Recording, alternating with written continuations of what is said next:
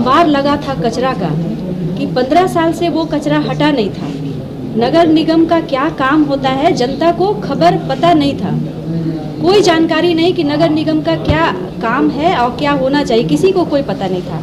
लेकिन एक नगर निगम का पहचान बनाना, लोग को अधिकार देना, सेवा देना, वो माला सिन्हा करवाई।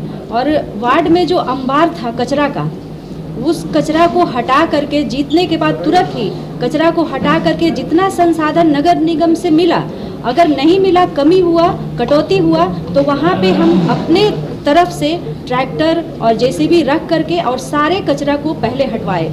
और हटाने के बाद लोग वहाँ फिर फेंकता, क्योंकि लोग का आदत बना हुआ था, इसलिए हमको आदत को भी छुड़ाना था। तो वहाँ पे हम लोग नर्सरी बनाए, पेड़ पौधा लगाए, इतना पेड़ पौधा लगाए कि लोग वहाँ कचरा ना फेंके। और नर्सरी में एक छोटे से जो गरीब व्यक्ति हैं उनको रोजगार भी मिला उसमें, क्योंकि वहाँ पे गमला बना रहे हैं, नर्सरी है तो पौधा बेच रहे हैं। अभी पौधा हर कोई खरीदते हैं, शौक है पौधा लगाना, तो सब कोई खरीदते हैं। इस तरह से छोटा सा रोजगार भी उनको मिला।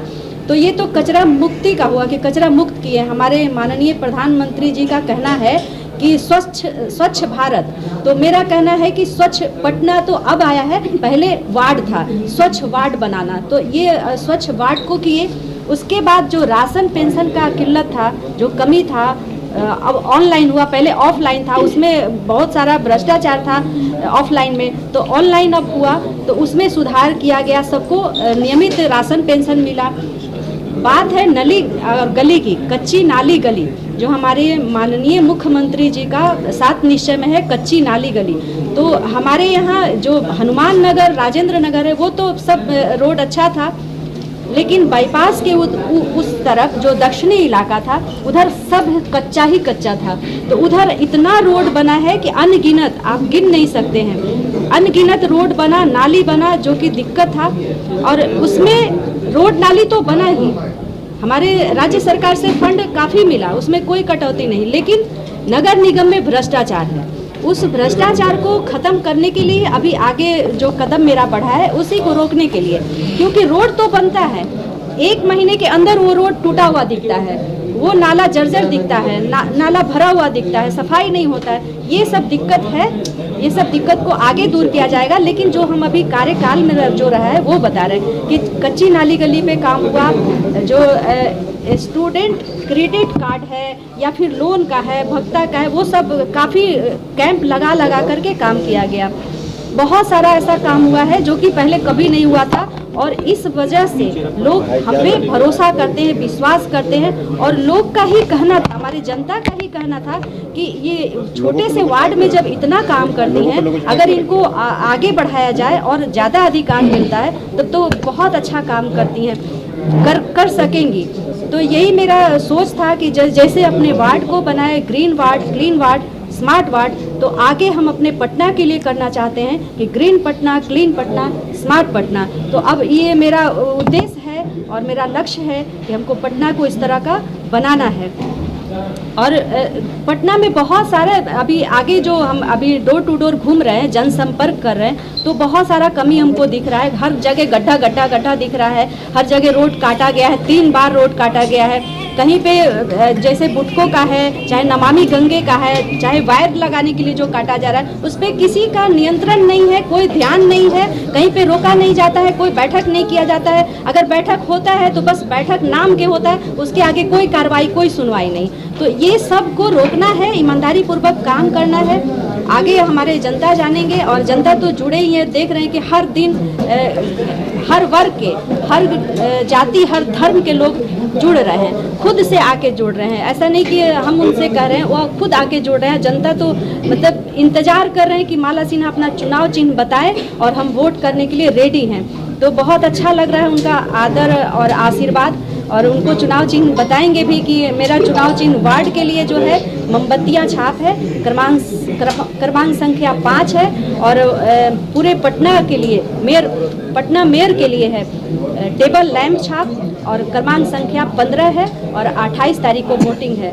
बहुत बहुत धन्यवाद सबका। आगे मैडम बताएं। एजुकेशन बता दीजिए। एजुकेशन 10th तक पढ़ाई किए थे, क्योंकि मेरा जो घर है गांव में था, आरा गांव में घर था, वहाँ पे सिर्फ मिडिल स्कूल था। वहाँ आगे जो खेत से रास्ता होता है ना कि खेत जा रहे हैं, तो वैसा वहाँ का रास्ता था। तो आगे पढ़ाई करने का हमको मौका नहीं मिला, और ये भी नहीं जानते थे कि भविष्य में कभी हमको समाज सेवा या अपने वार्ड का या फिर जनता का सेवा करना होगा, तो आगे एजुकेशन की ज़रूरत पड़ेगी। तो इसलिए समझ में नहीं आया, तो 10th तक पढ़ाई किए हैं। वो भी बाढ़ हमारा ननिहाल है, वहाँ से जाके हम 10th तक पढ़ाई किए। गांव में बस जो मिडिल स्कूल होता है वहीं तक पढ़ाई किए सरकारी स्कूल में, और आगे का पढ़ाई जो 10th तक किए वो बाढ़ में अपने ननिहाल में जाके किए।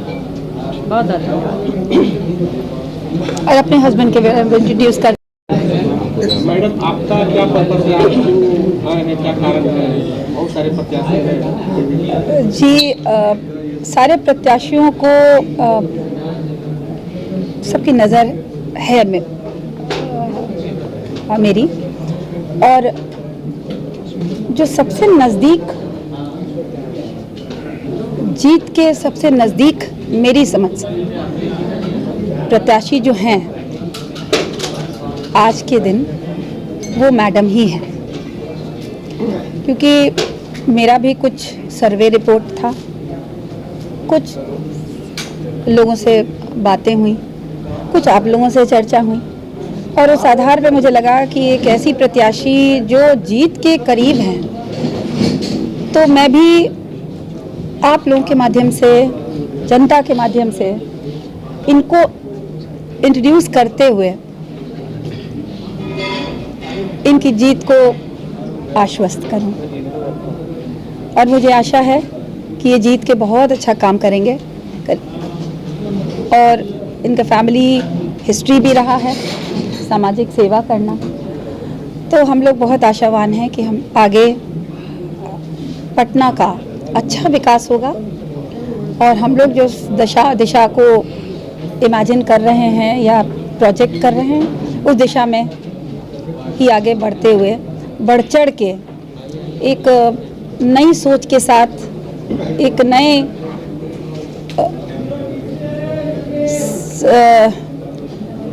सिस्टम के साथ ये नया पटना हमें दिखेगा। माला सिन्हा जी के चुनाव प्रचार में आप किस तरह से योगदान देंगी पटना में? जी, मैं आप लोगों को लगातार आपसे टच में रहूँगी, और मेरा जो सिस्टम है मैं आप लोगों को दिखेगा, और आप लोग देखेंगे। हम लोगों की कुछ प्लानिंग है। कैंपेन भी करेगी क्या इनके साथ? वो दिखेगा, कल से दिखेगा। सवाल, माला सिन्हा जी, एक सवाल है हमारा।